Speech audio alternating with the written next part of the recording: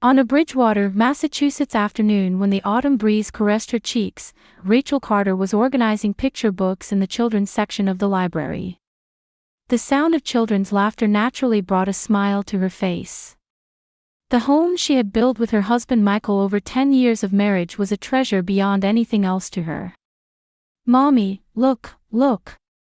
A blonde girl burst into the library with a bright voice. Lily had just turned 8, her blue eyes sparkling as she held up a handmade craft project. "I made this at school. It's a family tree." Rachel knelt down to meet her daughter's eye level and accepted the craft. The tree made of colorful paper had 3 figures drawn on it: Daddy, Mommy, and little Lily. Each figure had the word love carefully written on it.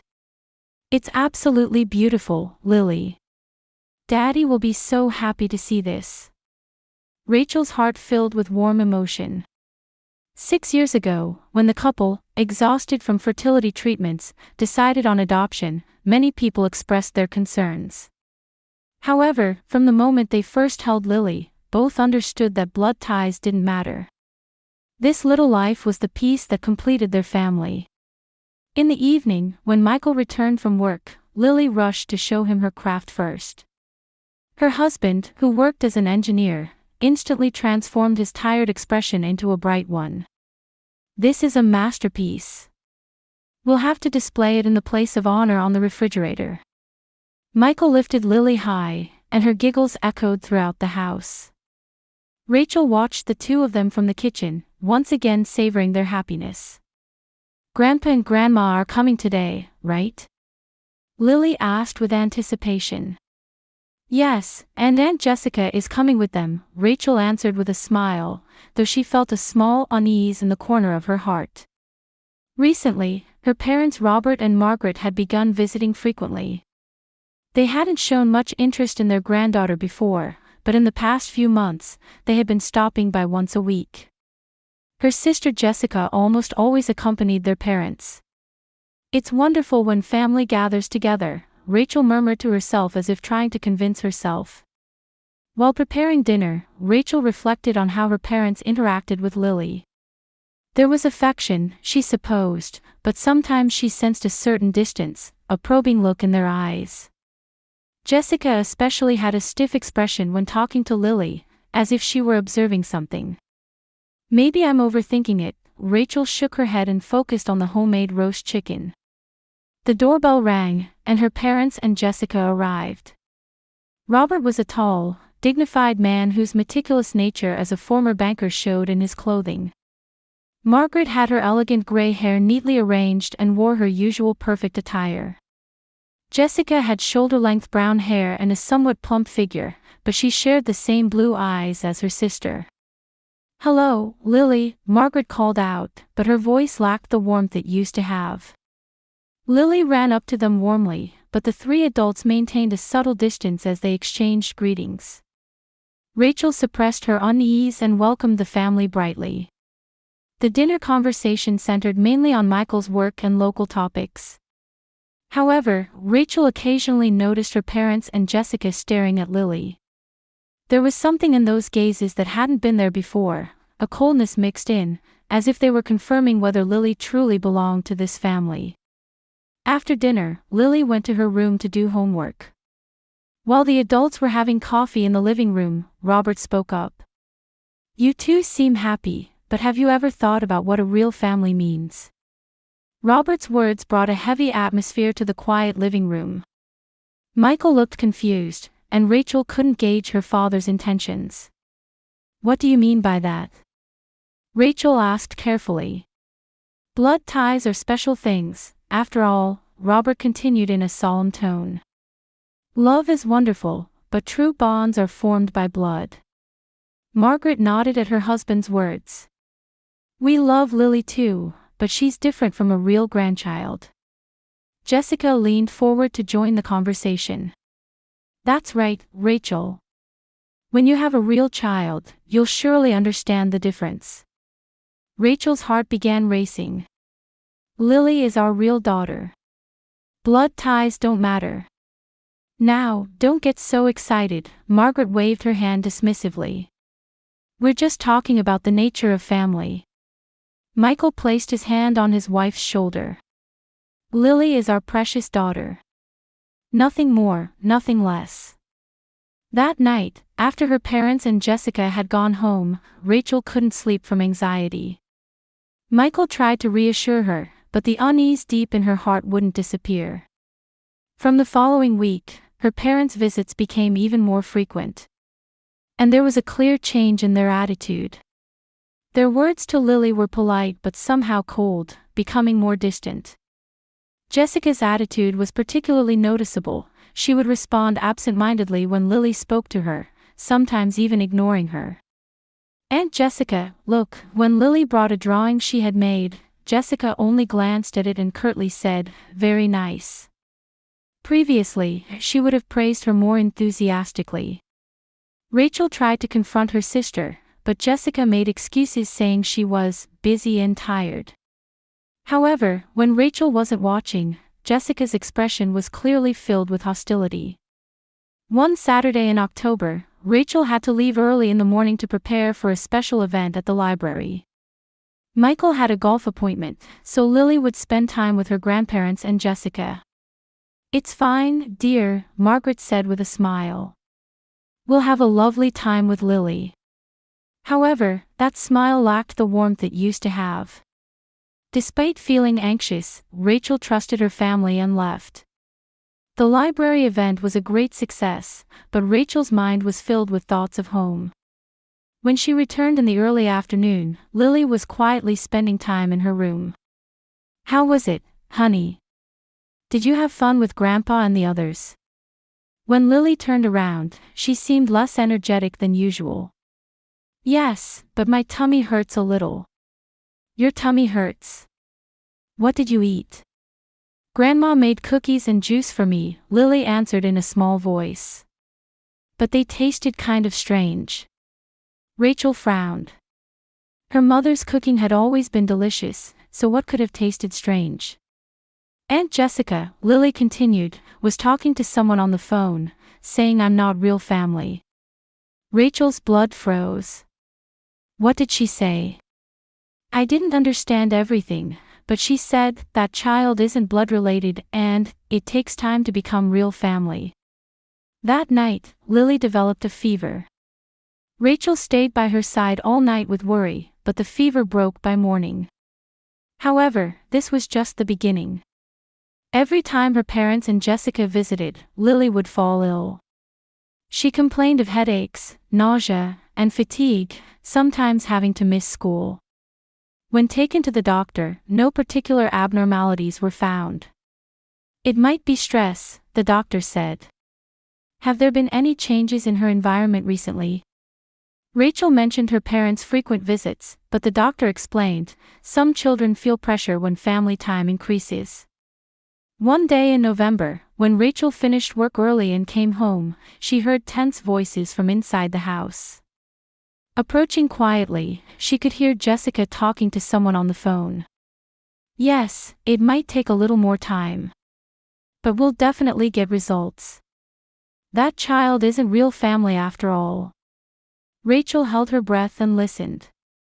Jessica's voice was mixed with coldness and conviction. A child without blood ties will eventually cause problems. Rachel can't understand, but we must protect the family's pure bloodline. Rachel gripped the doorknob with trembling hands. This wasn't a conversation she'd accidentally overheard, it was evidence that something planned was in progress. That evening, Lily complained of feeling unwell again. This time the symptoms were worse than before, and her face had turned pale. Mommy, I feel sick, Lily said in a weak voice. As Rachel held her daughter, she felt alarm bells ringing in her heart. These illnesses weren't coincidental. Something was happening. And it might be caused by her own family. The next morning, Rachel called the school to ask detailed questions about Lily's condition.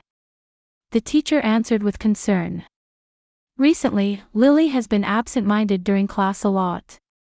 She used to be so active, but I wonder if she has some worries. That afternoon, an emergency call came from the school.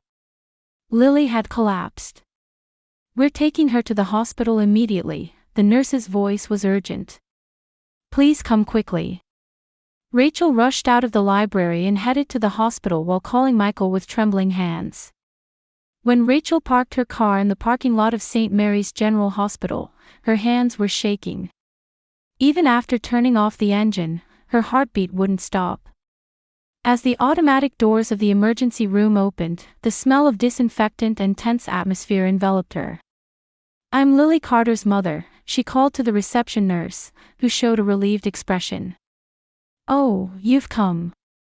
Your daughter is currently being examined. This gentleman has something to discuss with you." The nurse pointed to a uniformed man standing nearby.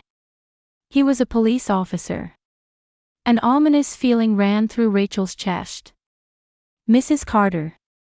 "I'm Detective Johnson," the detective introduced himself with a kind but serious expression. "I'd like to speak with you about your daughter's case." "Is Lily all right? What happened?" Rachel's voice was strained. "Please calm down first. Your daughter has regained consciousness. Her life is not in danger." Detective Johnson's words brought Rachel some relief. "However, the test results detected substances in your daughter's blood that would not normally be found." "Substances?" "The doctor will explain the details, but we've conducted an investigation from another angle." "Mrs. Carter, could you please come to this small room?" Guided by Detective Johnson, Rachel entered a small consultation room in a corner of the hospital. The room contained a desk and chairs, and a small monitor mounted on the wall. "Ma'am, what I'm about to show you may be very shocking," the detective's voice was cautious. "When we investigated your daughter's health problems in detail at school, we discovered some interesting facts." "What do you mean?" Detective Johnson turned on the monitor. "When we analyzed the security camera footage from the school, we found that suspicious substances had been mixed into your daughter's backpack. And when we investigated those substances, we began to suspect the involvement of a certain family." The color drained from Rachel's face. She thought, surely not, but deep in her heart, an ominous feeling was becoming reality. "However, to obtain decisive evidence, we proceeded with the investigation carefully," the detective continued. "And today, after your daughter collapsed, we were able to record an important scene." The monitor screen went dark, then showed what appeared to be a hospital waiting room. Rachel gasped. On the screen, she could see her parents and Jessica sitting. The three were talking in low voices, and their expressions showed no worry at all. Rather, they seemed to be expecting something, looking satisfied. "The audio was also recorded," Detective Johnson explained. "However, the content is very shocking. Are you prepared?" Rachel nodded. She gripped the armrests of her chair with trembling hands. On screen, Robert looked around before speaking. When the volume was increased, his voice could be heard clearly. "It'll be over soon. That child isn't real family." Margaret nodded. "A child without blood ties was a problem from the beginning. Rachel may feel bad, but this will open her eyes." Jessica's voice continued. "What I did was right. It was necessary to protect the family's pure bloodline. When that child is gone, Rachel will return to normal." Rachel's chest tightened. This was a nightmare. Her own family was saying such things about her beloved daughter. On screen, Robert looked at his watch. "How long will that drug's effects last?" "I put in more than last time, so the effects should be quite noticeable." Jessica's voice was filled with satisfaction. "If we gradually increase the amount each time, eventually." "Jessica," Margaret restrained her daughter. "It's better not to discuss details." "But Mom, this is going according to plan. If that child gets sick, Rachel might give up on adoption and decide to have a real child." Rachel couldn't even stand up.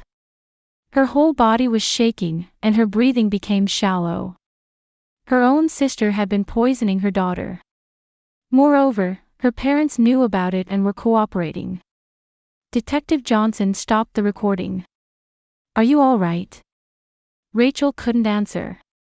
Tears streamed down her cheeks. The family she had loved was trying to harm the person most precious to her, simply because she wasn't blood-related. "We've already obtained warrants and are questioning your family members in separate rooms," the detective explained quietly. "Hypnotic drugs were found in your daughter's backpack. The same drugs were also found in Jessica Morgan's home. Is Lily really going to be okay?" Rachel finally managed to speak. "According to the doctor, the effects of the drugs are temporary. With proper treatment, she'll make a complete recovery." The detective's words brought Rachel some comfort. "But why? Why would they do such a thing?" Detective Johnson sighed deeply. "Unfortunately, it seems to be caused by a twisted view of blood relationships. Your family couldn't accept your daughter as real family because she's adopted, and they resorted to extreme measures." Rachel held her head in her hands. How had it come to this? What had she done wrong? The detective spoke gently. "This is not your fault. You're a wonderful mother. And how much your daughter loves you is clear from her words." Lily's words. "When she regained consciousness, the first thing your daughter said was, 'I want to see mommy.' And then, 'My real family is just mommy and daddy.'" At that moment, Rachel stood up. She had to see her daughter. She had to hold Lily and tell her how much she loved her. "Can I see Lily?" "Of course. Your daughter is waiting for you too." As Detective Johnson guided her to the hospital room, Rachel made a vow in her heart. She would protect this child. Blood ties didn't matter. Love is what makes a family. And she would stand up to anyone who threatened that love, even if they were her own family. When she opened the hospital room door, Lily was lying in a small bed. Though her face was pale, she smiled weakly when she saw Rachel. "Mommy." Rachel rushed to her daughter's bedside and took her small hand. Rachel waited for her daughter's recovery. When Michael rushed in, his face was pale. After hearing the situation from Detective Johnson, her husband looked at his wife with an expression of disbelief. "Is it really true? Your family?" Rachel could only nod. The two sat silently by Lily's bedside, watching her small chest rise and fall. The next morning, Detective Johnson visited the hospital room with detailed investigation results. Lily was still sleeping, but her complexion was gradually improving. "Ma'am, new facts were discovered in last night's investigation," the detective began reporting in a low voice. "When we searched Jessica Morgan's home, we found large quantities of sleeping pills and anti-anxiety medication. These are drugs that cannot be obtained without a prescription." Michael leaned forward. "How did she get them?" She had previously received treatment for mild depression. She had been hoarding the medications prescribed at that time. She also had drugs obtained from a nurse friend. Rachel gasped. Her sister had been carrying out the crimes so systematically. Furthermore, the detective continued, detailed notes about this plan were found on her cell phone.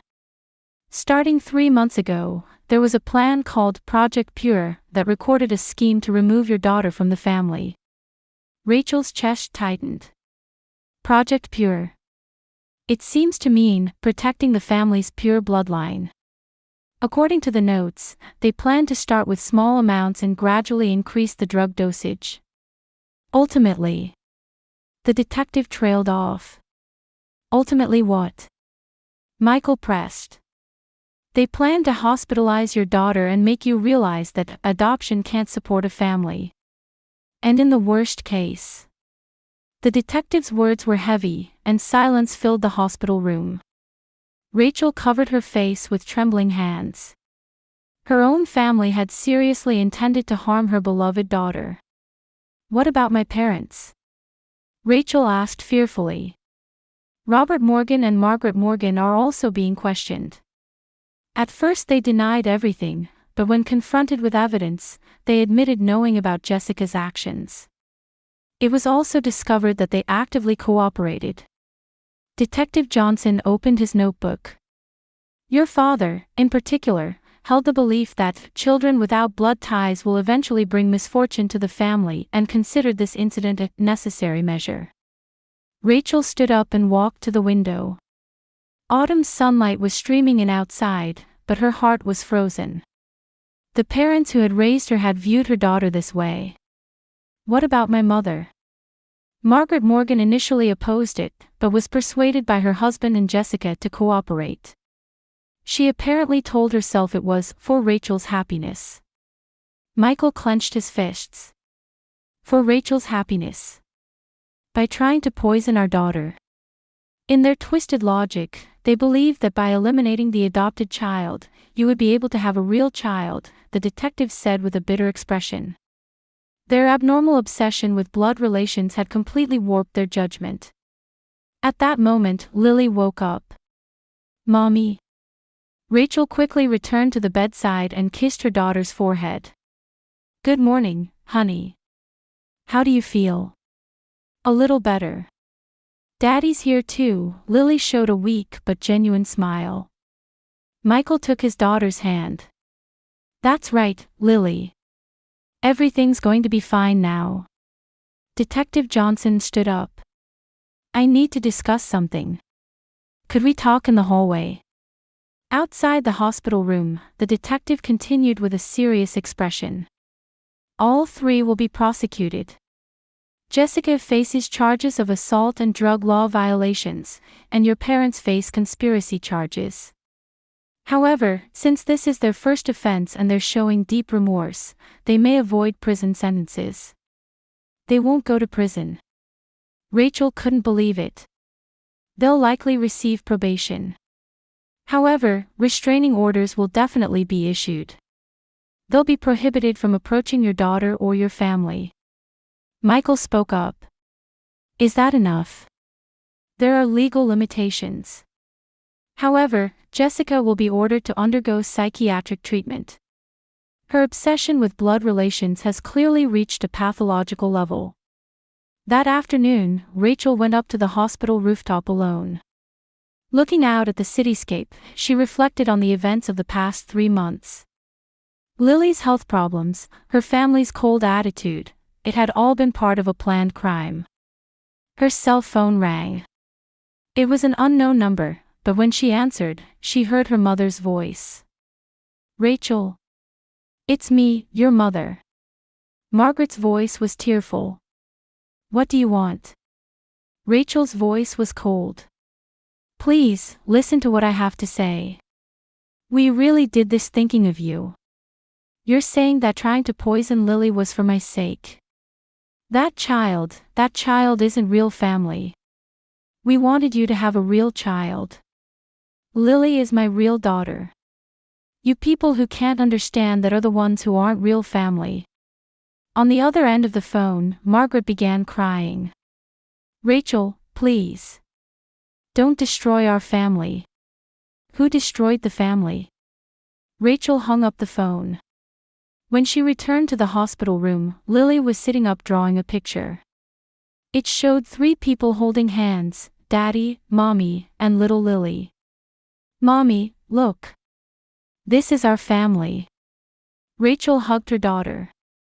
Yes, our real family. Michael placed his hand on his wife's shoulder. From now on, it's just the 3 of us. We won't let anyone interfere. That night, Rachel made up her mind. She would protect her daughter from people obsessed with blood ties and continue building a family based on true love. That was her mission as a mother. The next day, Detective Johnson gave his final report. All 3 were prosecuted, and Jessica was sentenced to 1 year of probation and psychiatric treatment. Her parents also received 6 months of probation, and 3-year restraining orders were issued. You can feel safe now, the detective said with relief. Rachel nodded, but she knew that the wounds in her heart wouldn't heal easily. However, as long as she had Lily as her light, she believed she could overcome any difficulty. 1 year later in autumn, warm laughter echoed through the Carter family living room. Lily had turned 9 and had grown into an even brighter and more energetic child than before. It took time to recover from that terrible incident, but the bond between the three family members had become deeper. "Mommy, I'm going to give a presentation about family at school," Lily said while doing homework at the dining table. "I want to tell everyone something." Rachel sat down next to her daughter. "What do you want to tell them?" "That real family isn't about being blood related," Lily's eyes sparkled. "What matters is whether you love each other, right?" Michael came home from work and overheard this conversation. "That's exactly right, Lily. You're such a smart girl." Lily ran to her father. "Daddy, we're the happiest family in the world, aren't we?" "Absolutely," Michael lifted his daughter up. "We're a perfect family because you're here with us." Rachel watched the two of them, feeling warmth fill her chest. From that day, she had regained her confidence as a mother. The anxiety about not being blood-related and the loneliness of not being accepted by family had completely disappeared. Instead, she realized the strength of chosen love. On the weekend, the three had a picnic at the nearby park. While Lily played on the swings, Rachel and Michael sat on a bench talking. "Do you ever think about those people?" Michael asked quietly. Rachel shook her head. "At first I was filled with anger and sadness, but not anymore. We have what's truly precious." According to Detective Johnson's reports, Jessica was continuing psychiatric treatment and was gradually recovering. Her parents had successfully completed their probation period, but the restraining orders for all three remained in effect. Rachel had received several letters of apology, but she never once wrote back. "Mommy, look." Lily ran up with flowers in her hand. "I picked some flowers. Let's decorate the house with them." "How lovely. They'll brighten up our home," Rachel stroked her daughter's hair. That night, before Lily went to bed, the three of them read a book together as usual. Today they chose a picture book that depicted various forms of families around the world. "Look, this family has just grandparents and a child," Lily pointed to the page. "This family has 2 mommies. They're all different, but they're all families." "That's right," Rachel smiled. "Families come in many different forms." "Our family is special too," Lily said with satisfaction. "Daddy and Mommy chose me." Michael kissed Lily.